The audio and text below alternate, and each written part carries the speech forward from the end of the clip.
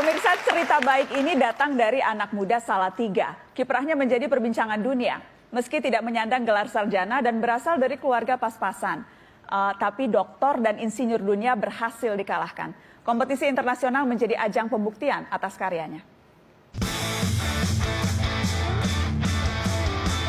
Arfian Fuadi, jebolan SMK Negeri 7 Semarang ini berhasil mengalahkan 700 karya dari 50 negara dalam kompetisi 3D Printing Challenge yang diselenggarakan General Electric.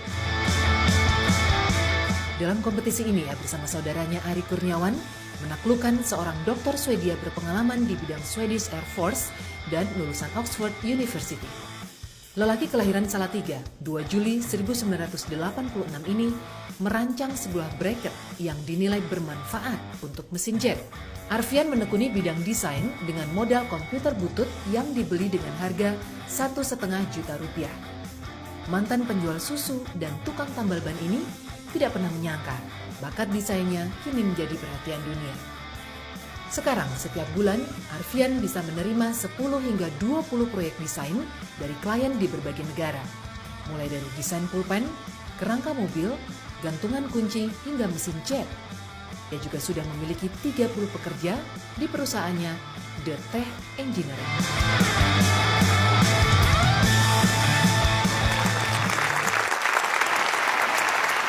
Sudah hadir di Mata Najwa, Arfian Fuadi, founder dari The Tech Engineering, perusahaan desain internasional. Selamat malam Mas Arfian, terima kasih sudah hadir di Mata Najwa. Selamat malam, terima kasih. Bagaimana ceritanya lulusan SMK bisa membuat desain jet engine bracket, mengalahkan doktor dari Swedia, mengalahkan lulusan Oxford? Apa ceritanya? Jadi gini Mbak, ceritanya gini, kita tuh pokoknya kan uang nggak punya tuh, jadi modal yakin gitu kan. Yakin kalau ide itu bisa datang dari mana aja gitu.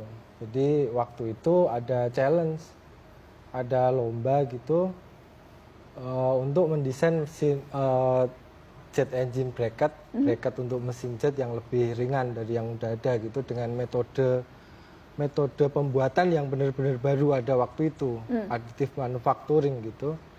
Nah ini di global industri masih benar-benar baru itu, additive manufacturing itu baru banget, dan kita mau ikutan gitu, ikut-ikut. Waktu itu timnya dipimpin oleh adik saya, namanya Ari Kurniawan. Jadi bukan saya waktu itu yang memimpin timnya itu. Terus alhamdulillah kita bisa menang tuh dari berbagai macam. Nyangka nggak bisa ngalahin segitu? Ya kan kita modal optimis ya, pasti nyangka. Gitu. Wih, pede. Ternyata itu rahasianya. Kuncinya percaya diri. Iya. Jadi modal optimis, modal yakin, modal kekuatan ide. Sama doa orang tua. Wah, doa orang tua. Itu paling penting, doa orang tua. Jadi lulusan SMK? Lulusan SMK. Belajar ngedesainnya jadi dari sekolah atau otodidak coba-coba? Ya coba-coba di sekolah itu ada, saya kan jurusannya benerin mobil, jadi nggak ada pelajaran desain. Tapi saya suka desain ya, belajar aja coba-coba gitu. Terus lewat apa nyoba-nyobanya, ngelihat di internet gitu Mas? YouTube. Sekarang kan informasi itu gampang sekali kita dapatkan. Jadi dari Facebook ada belajar dari teman-teman, dari komunitas gitu, dari YouTube, macam-macam lah. Betul-betul sendiri, mencari Buku ilmunya juga. sendiri? Ya dulu sendiri, sekarang bareng-bareng gitu. Bareng-bareng dengan teman, karena sekarang sudah punya 30 anak buah. Totally semua yang ada di markas kami dan yang di luar markas kami mungkin sekitar 30 orang. Dan pertama membuat perusahaan sendiri itu modalnya dari mana? Patungan Mbak. Jadi waktu itu saya kerja di kantor pos jadi tukang jaga malam. Jadi saya jaga malam di kantor pos Salatiga, gajinya 785.000. Ditambah adik itu punya uang sisa beasiswa gitu. Waktu itu adik pas baru aja lulus gitu, punya uang berapa gitu, sekian, yuk kumpulin. Terus ditambah masih kurang nih buat beli komputer, masih kurang. Ditambahin bapak lah dikit gitu. Alhamdulillah ngumpul terus beli komputer sedapatnya gitu. Ya mulai dari saat itu kita yakin kita pengen jadi manfaat untuk dunia dengan apa yang kita sukai gitu.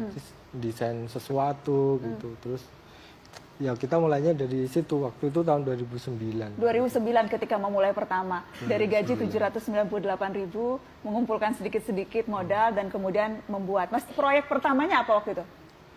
Proyek pertama kita membuat alat ukur. Jadi dipercaya membuat alat ukur dari salah satu klien dari Jerman waktu itu. Ini langsung dapat klien luar negeri itu gimana ceritanya?